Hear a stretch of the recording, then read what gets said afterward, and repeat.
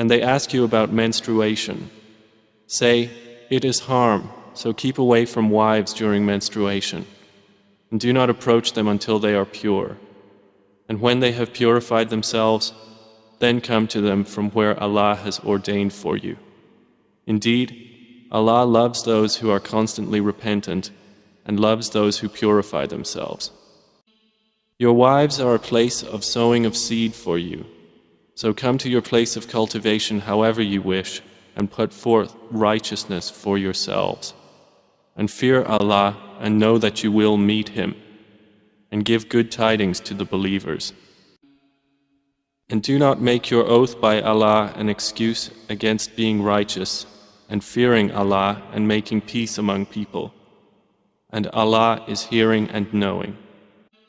Allah does not impose blame upon you for what is unintentional in your oaths, but He imposes blame upon you for what your hearts have earned. And Allah is forgiving and forbearing. For those who swear not to have sexual relations with their wives is a waiting time of 4 months. But if they return to normal relations, then indeed Allah is forgiving and merciful. And if they decide on divorce, then indeed Allah is hearing and knowing. Divorced women remain in waiting for 3 periods, and it is not lawful for them to conceal what Allah has created in their wombs if they believe in Allah and the Last Day. And their husbands have more right to take them back in this period if they want reconciliation. And due to the wives is similar to what is expected of them, according to what is reasonable. But the men have a degree over them in responsibility and authority. And Allah is exalted in might and wise. Divorce is twice. Then, either keep her in a reasonable manner or release her with good treatment. And it is not lawful for you to take what you have given them unless both fear that they will not be able to keep within the limits of Allah. But if you fear that they will not keep within the limits of Allah, then there is no blame upon either of them concerning that by which she ransoms herself. These are the limits of Allah, so do not transgress them. And whoever transgresses the limits of Allah, it is those who are the wrongdoers. And if he has divorced her for the 3rd time, then she is not lawful to him afterward until after she marries a husband other than him. And if the latter husband divorces her or dies, there is no blame upon the woman and her former husband for returning to each other if they think that they can keep within the limits of Allah. These are the limits of Allah, which He makes clear to a people who know. And when you divorce women and they have nearly fulfilled their term, either retain them according to reasonable terms or release them according to reasonable terms, and do not keep them intending harm to transgress against them.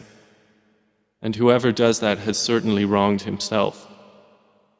And do not take the verses of Allah in jest, and remember the favor of Allah upon you and what has been revealed to you of the book and wisdom by which He instructs you. And fear Allah, and know that Allah is knowing of all things. And when you divorce women and they have fulfilled their term, do not prevent them from remarrying their former husbands if they agree amongst themselves on a reasonable basis. That is instructed to whoever of you believes in Allah and the Last Day. That is better for you and purer, and Allah knows and you know not. Mothers may breastfeed their children 2 complete years for whoever wishes to complete the nursing period. Upon the father is the mother's provision and their clothing according to what is reasonable. No person is charged with more than his capacity. No mother should be harmed through her child, and no father through his child. And upon the father's heir is a duty like that of the father. And if they both desire weaning through mutual consent from both of them and consultation, there is no blame upon either of them.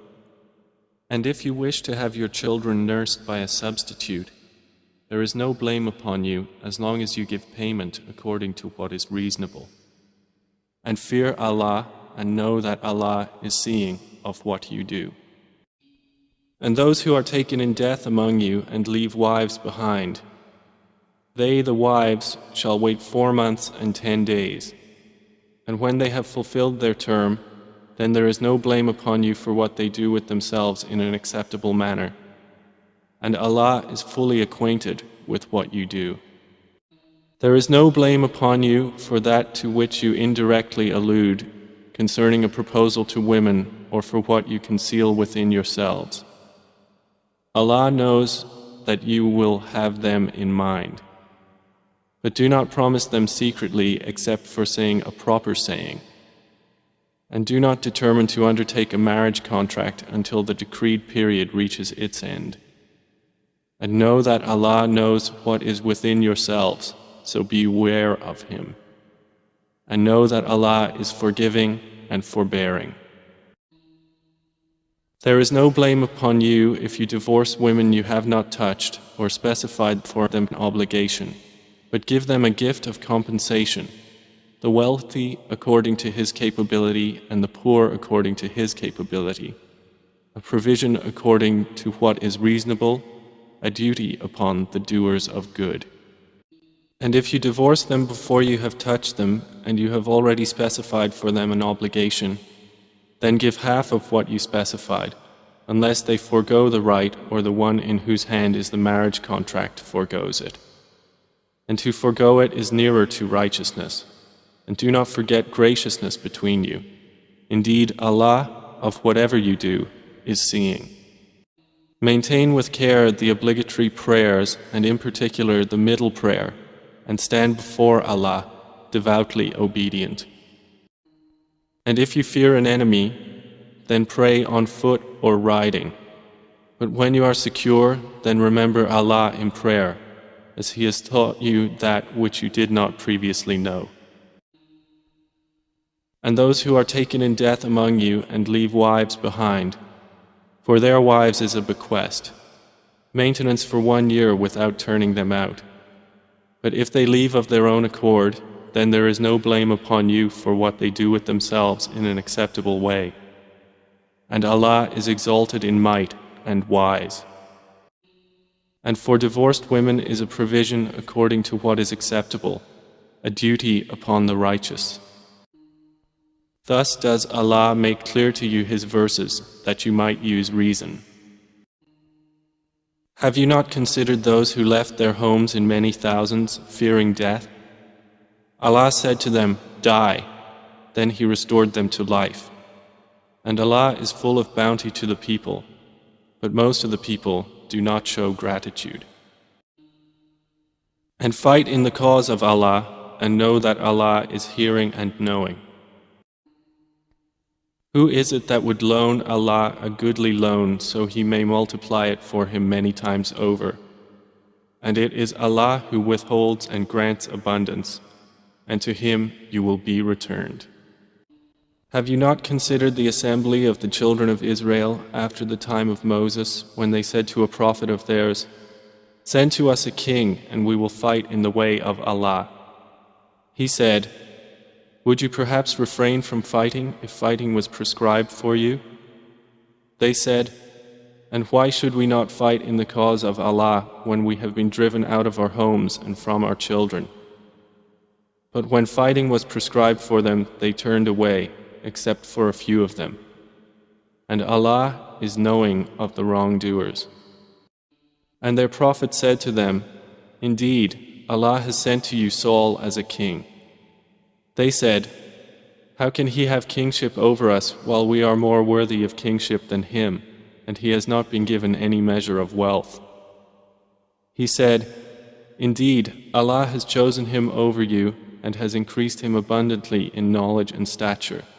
And Allah gives His sovereignty to whom He wills, and Allah is all-encompassing in favor and knowing." And their prophet said to them, "Indeed, a sign of His kingship is that the chest will come to you in which is assurance from your Lord and a remnant of what the family of Moses and the family of Aaron had left, carried by the angels. Indeed, in that is a sign for you, if you are believers." And when Saul went forth with the soldiers, he said, "Indeed, Allah will be testing you with a river. So whoever drinks from it is not of me, and whoever does not taste it is indeed of me, excepting one who takes from it in the hollow of his hand. But they drank from it, except a very few of them.